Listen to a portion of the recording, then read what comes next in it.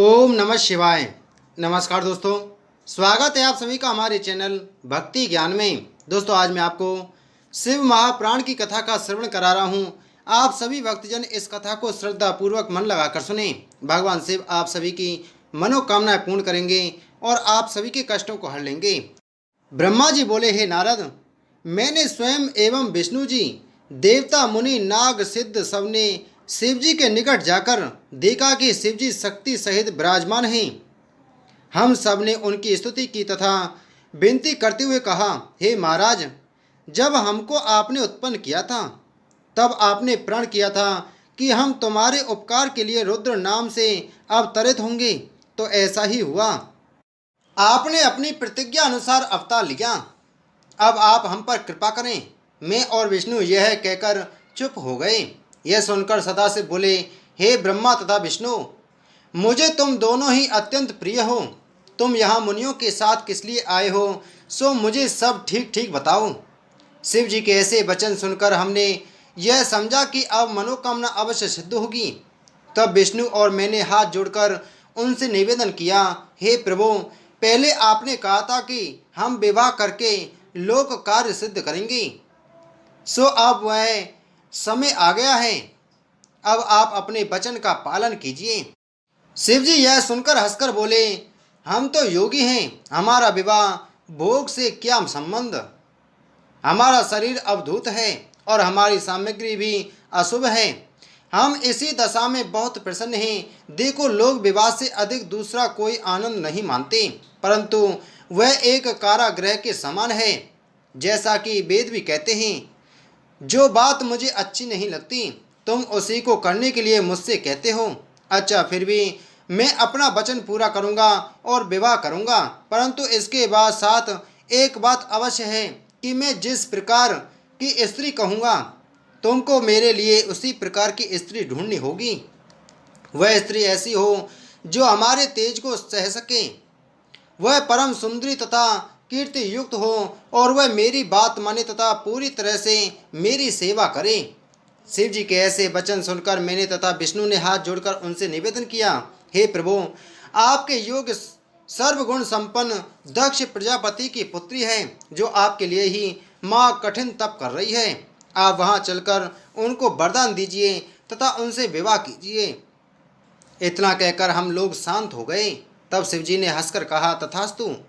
शिवजी के मुख से यह सुनकर देवता तथा मुनि आदि जय जयकार करने लगे। इसके पश्चात सब विदा हो गए। इधर शिवजी अपने गणों सहित सती को वर देने के लिए उसी स्वरूप में जिसका सती ध्यान करती थी, सती के पास जा पहुँचे। सती के मन से उस समय वह स्वरूप जिसका कि सती ध्यान कर रही थी लुप्त हो गया। तब चिंतित होकर सती ने अपने नेत्र खोले और अपने सन्मुख उसी स्वरूप को देखा। सती ने उन्हें पहले तो प्रणाम किया, फिर अपने हृदय में उस स्वरूप का ध्यान धर लज्जा से मस्तक नत कर लिया तथा आनंद में मग्न हो वे शांत बैठी रहीं। उन्होंने कुछ ना कहा। उस समय सती को जो आनंद हुआ उसका वर्णन करना कठिन है। शिव जी सती को शांत देखकर बोले, हे दक्ष प्रजापति की पुत्री, हम तुम्हारे तप से बहुत प्रसन्न हुए हैं। तुम्हारी जो इच्छा हो वह मांगो। यद्यपि शिवजी सती की मनोकांक्षा जानते थे, परंतु सती का वचन सुनने को यह आज्ञा दी, फिर भी सती कुछ ना कहकर शांत हो रही। सती का यह भाव शिवजी को बहुत भला लगा। वे फिर बोले, मांगो मांगो, विलम्ब ना करो, तुम्हारी प्रत्येक मनोकांक्षा पूर्ण होगी।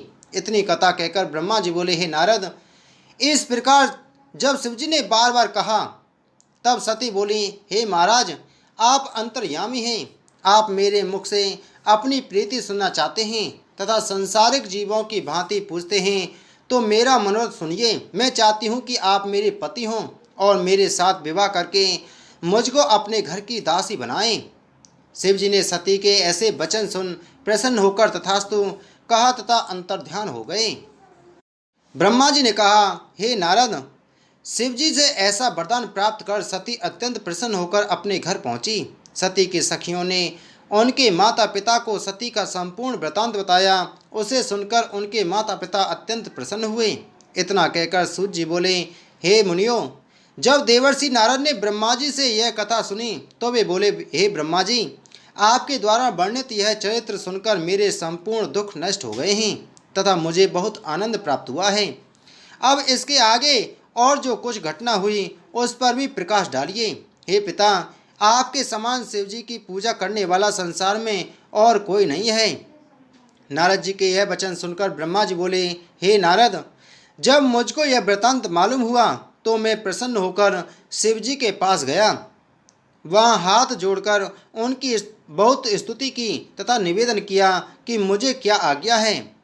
शिव जी ने उत्तर दिया, हे ब्रह्मा, सती ने हमारी बहुत आराधना की है तथा हमने उनको वरदान भी दिया है। सो तुम दक्ष प्रजापति के पास जाकर कहो कि वह हमारे विवाह की तैयारी करें। यह कहकर शिवजी ने मुझे विदा किया। मैं उनकी आज्ञा पाकर दक्ष के पास पहुंचा तथा शिवजी की आज्ञा उन्हें कह सुनाई। यह सुनकर दक्ष शुभ लग्न का विचार कर विवाह की सामग्री एकत्रित करने लगे। उन्होंने रत्नों सहित शिवजी के पास लग्न भेजा और यह समाचार सबको कहला भेजा। यह देखकर गण अत्यंत प्रसन्न होकर इधर उधर दौड़ने लगे। दोनों ही ओर से पूरी तैयारियां हुईं।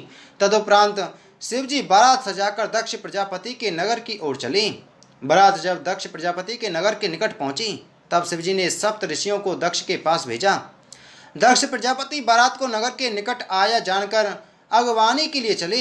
वे सबसे भेंट कर हाथ जोड़ बारात को अपने मंदिर ले चले। उस समय मैं विष्णु, अष्टवसु, 11 रुद्र, 12 असुर, सिद्ध, भूत, प्रेत, गंधर्व, किन्नर, विद्याधर, देवता, मुनि तथा अप्सराएं शिवजी सहित दक्ष के द्वार पर जा पहुंची। चारों ओर से जय जयकार होने लगा। वेद एवं कुल की रीति के अनुसार सब कार्य हुए। गायन होने लगा। दक्ष प्रजापति ने ब्राह्मणों को बहुत सा दान देकर बारात के ठहरने के लिए अति उत्तम स्थान की व्यवस्था की, जहां सब बारात ठहरी। फिर दक्ष ने मुझको बुलाकर कहा कि विवाह वेद के अनुसार कराओ, जिससे मेरी पुत्री सुखी तथा पति की प्यारी हो और उसके अनेक संतानें हों। इसके पश्चात बरातियों को अनेक प्रकार के उत्तम भोजन खिलाए। उनमें चारों प्रकार के भोजन तथा 6 रसों के स्वाद थे। बराती इस प्रकार का स्वादिष्ट भोजन पाकर तथा अनेक प्रकार के व्यंग सुनकर अत्यंत प्रसन्न हुए। उस समय वहाँ सभी प्रसन्न दिखाई देते थे। भोजन आदि से निवृत्त होकर लग्न ठहराकर शिवजी के आगमन के लिए सूचना भेजी। शिवजी तुरंत आए। तब दक्ष प्रजापति शिवजी को अंदर ले गए। उन्होंने प्रसन्न होकर सर्वप्रथम शिवजी के चरणों को स्वयं धोया तथा सोने की चौकी पर बिठाया। मैंने सब कार्य समयोचित किया तथा सती को बुलाया। उन्हें देखकर सबने प्रणाम किया। तब मैंने तथा विष्णु ने दक्ष को कन्यादान का जो समय बताया, उस समय पर दक्ष ने कोस जल तथा पुत्री का हाथ शिव के हाथ में दिया। हे नारद, लोक में यही सर्वप्रथम कन्यादान हुआ तथा तब से विवाह की यही रीति संसार में फैल गई। बोलो शिव शंकर भगवान की जय। बोलो शिव महाप्राण की जय।